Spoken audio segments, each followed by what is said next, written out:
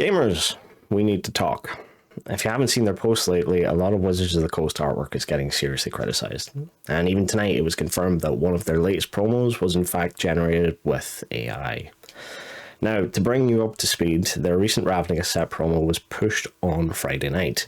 A lot of people just out and out called shenanigans, and within an hour, Magic had issued a statement saying, "We understand confusion by fans given the style being different than card art, but we stand by our previous statement, this art was created by humans and not AI." That was seen as an insult to your fans, by the way, WotC, and as such, responses came fast and aplenty. Some people calling for boycott, some saying it's not AI, and some, well, I don't know what to say about them besides they were saying this is all for the better because it means cheaper cards.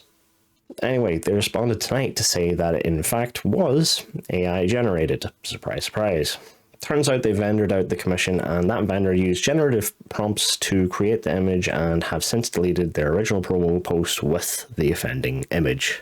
I've said image so many times now, it's lost all meaning. There has to be some curse somewhere plaguing Wizards, because this happened exactly 1 year after the story of the OGL rework broke. It's also been just a couple of weeks since Wizards were accused of using AI images in their D&D promos and issued this statement.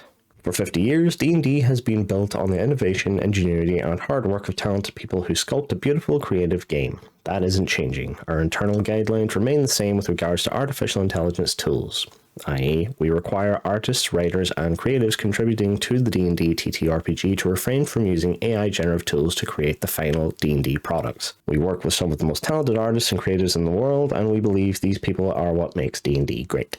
A quick note, this is a copy-paste of their statement from Magic. They just swapped D&D with MTG and changed it from 50 to 30 years.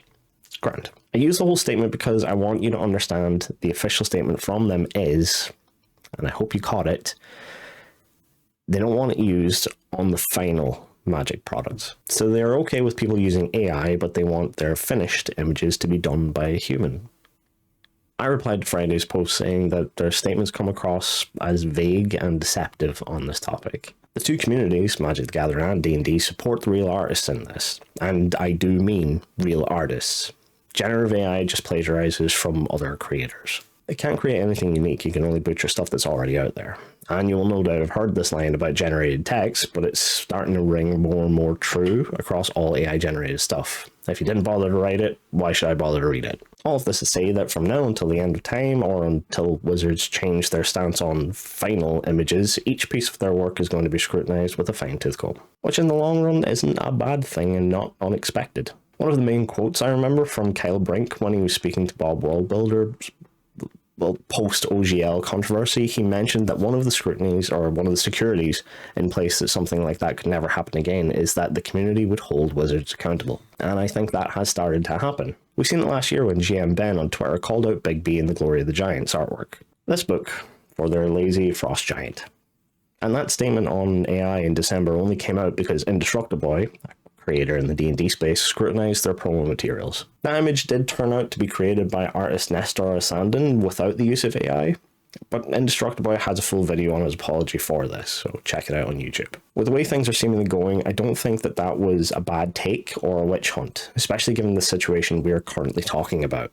All this to say, if Wizards wants fans, players, and creators to buy into their products, after all the layoffs, the Pinkertons, OGL, price increases, VTT, and now this snafu, to put it lightly, they are going to have to change a few things. Going forward, they will have to credit all artists for each image. Internally, they will likely have to start a database for each image that shows progress of each piece being drawn or painted for them. Art directors, you best get acquainted with the social media team. Get rid of the current statement. Show us you're willing to change. Blanket refute all AI generated images.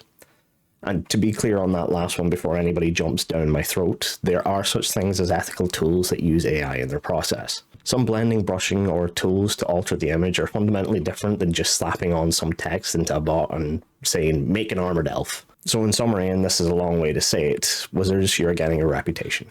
Some of the things you've done over the past year will never leave the space. Those things will always be used to ridicule your every endeavor. But there is still time to fix it.